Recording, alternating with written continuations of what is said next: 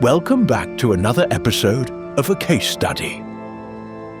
In this realm, PlayerUnknown's Battlegrounds is a world of exploration, wonderment and action. For many players, this game brings about teamwork, core mechanics of gameplay, and most importantly, cohesion. The ability to convey information accurately, concisely, and unambiguously, even under duress, is critical. In our last documentary, we dove deep into the mind and psyche of a PUBG player, his playstyle, teammates, and performance based off a single match. This player, named Paullimernater, was perhaps one of the worst players we have seen on the battlegrounds. Today, our team has crossed the ocean to once again analyze this same player. Welcome back to A Case Study, the methodology of a PUBG player. Welcome to the realm of Paullimernater.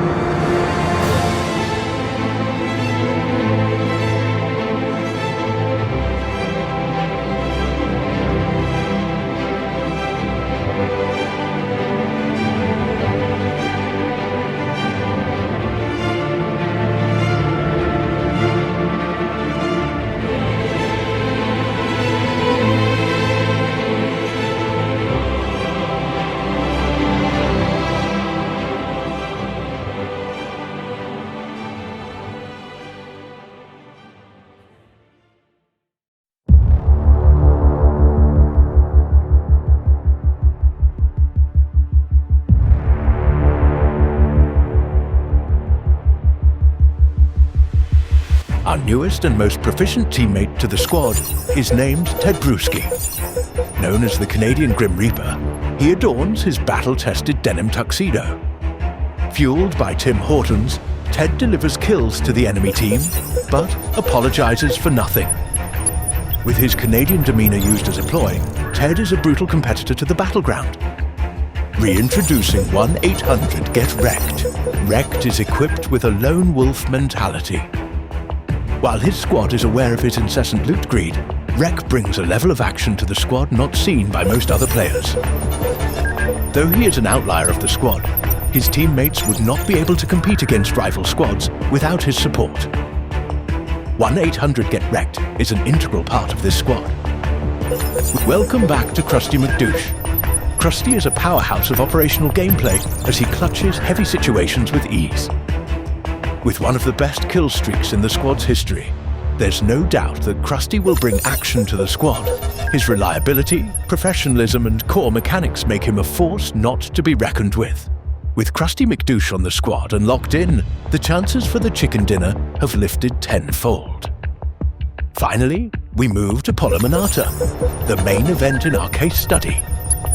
With a playstyle unmatched to any player in PUBG, Paulie emits an aura of pure idiocy, greed, poor playstyle, and overall ineptitude.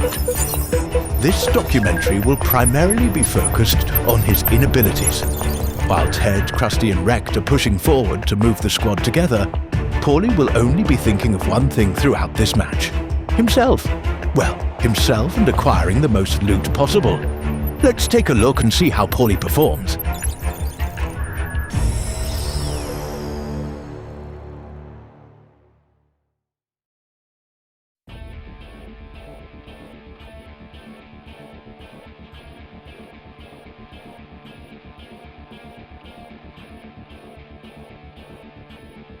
As we can see from the shot of the map, the squad has chosen to drop at fishing camp on the map Tygo.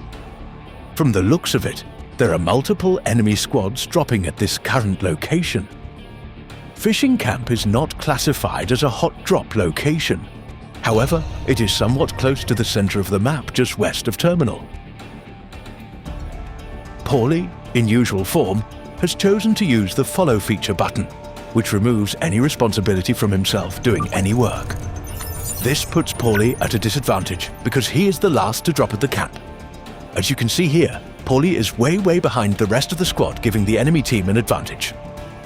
As Paulie floats down, his first mistake is that he is not paying attention.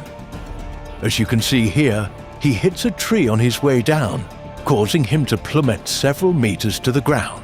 Paulie takes 75% damage from this mistake, and hobbles his way into a nearby building. Let's watch and see what this specimen does next.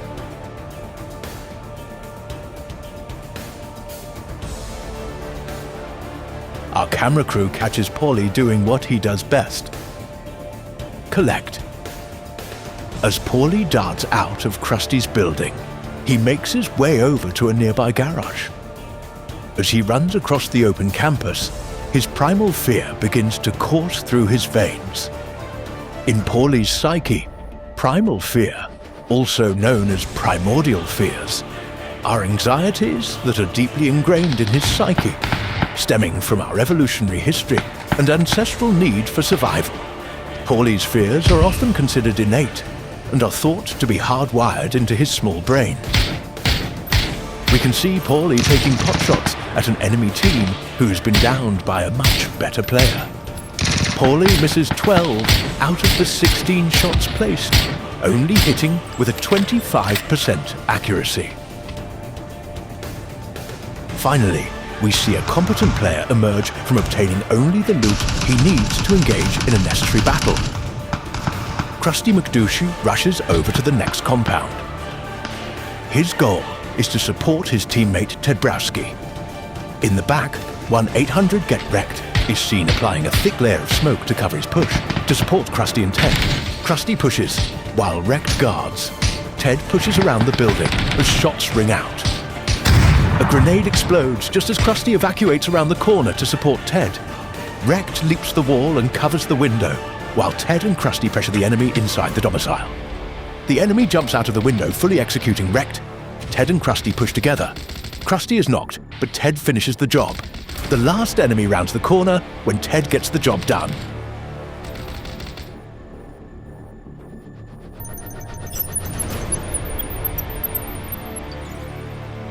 Impeccable play. However, we're missing someone.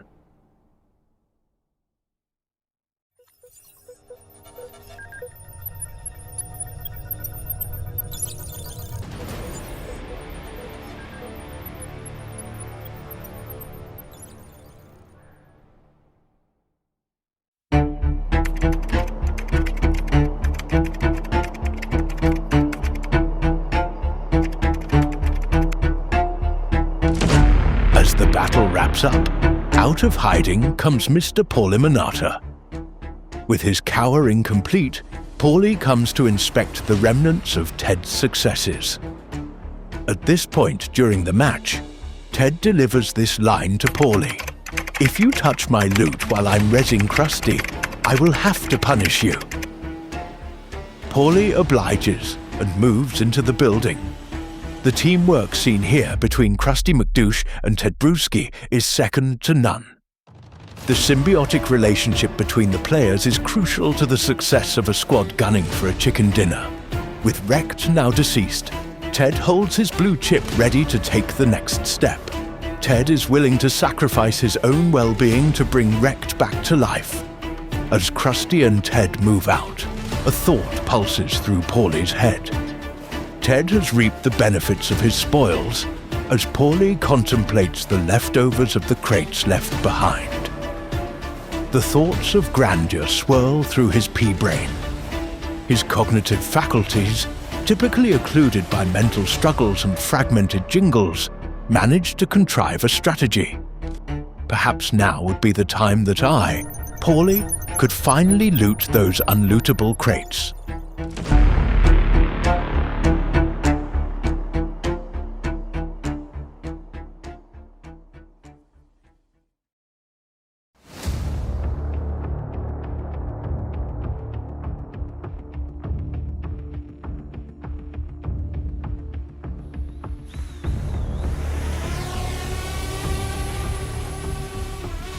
In this overhead drone shot, our camera crew captures another moment where a battle is beginning. Like the spearhead of a bayonet, Krusty McDouche and Ted Brewski leap into battle, risking life and limb to push the last remaining enemies.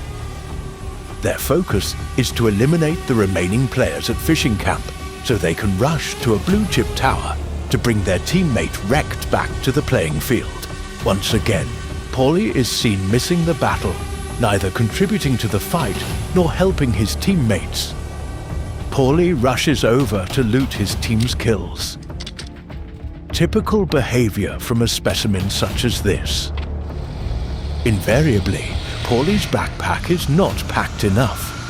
You can see he needs more and more and more, filling not a void in his backpack, but a void in his competencies. We are unsure what he is trying to accomplish at this very moment, but it is clear that he has gone AFK, most likely due to his rampant addiction to window shopping compulsively on Instagram. We suspect that is what he is doing now. Let's watch and see what his tactic is.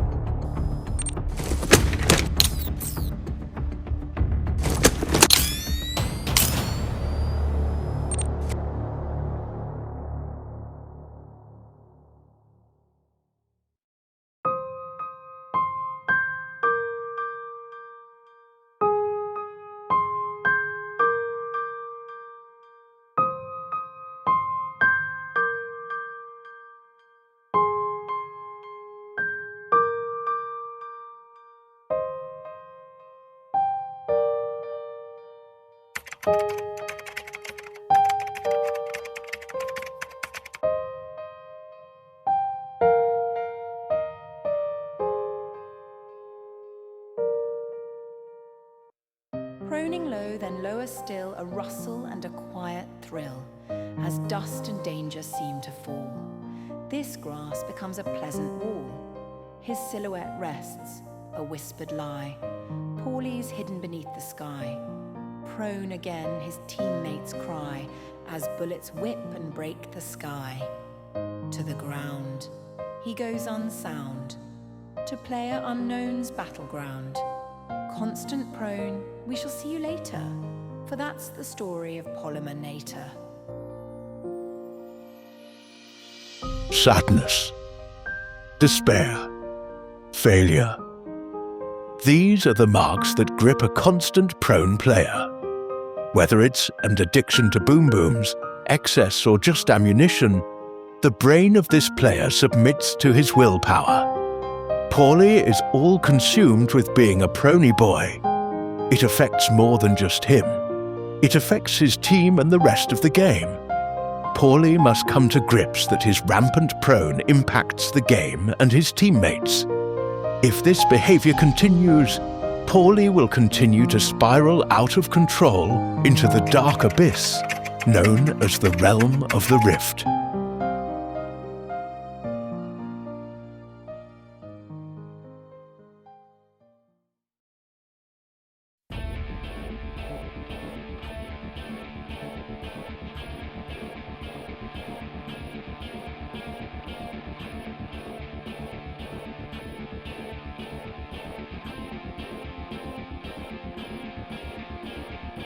With no more time to lament, the squad pulls up to pick up the proney boy. Wrecked has successfully been called back. Paulie, of course, must loot for the billionth time and collects more due to his greedy nature. He pops a boost and Krusty gives him a tap to remind him who's in charge. Ted uses his own vehicle to push through to the center circle, only to be mowed down by a machine gun. By the grace of God, he somehow survives. 1-800-GET-WRECKED and Krusty McDouche follow their squad leader's lead and push, regardless of the consequences, to support their team leader. Bullets penetrate their vehicle, but they make it out alive. Paulie decides once again not to help his squad. He hangs back and watches nervously, biting his nails. Miraculously, Paulie jumps in a car and decides to help. This will be the first time he is competent and supports the squad.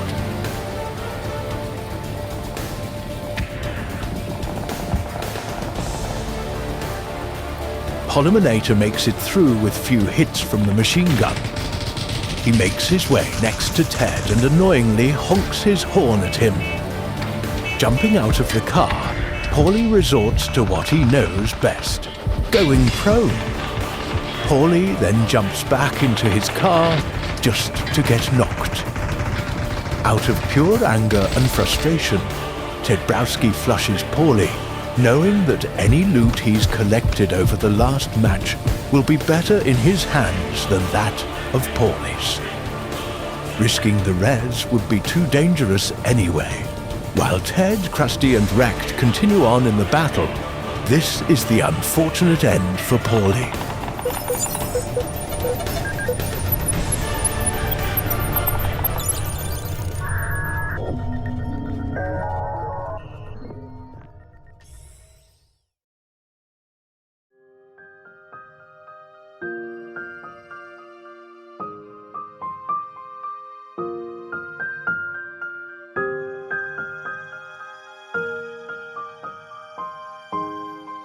Paulie's journey through the battlegrounds of PUBG offers a cautionary tale for any aspiring player.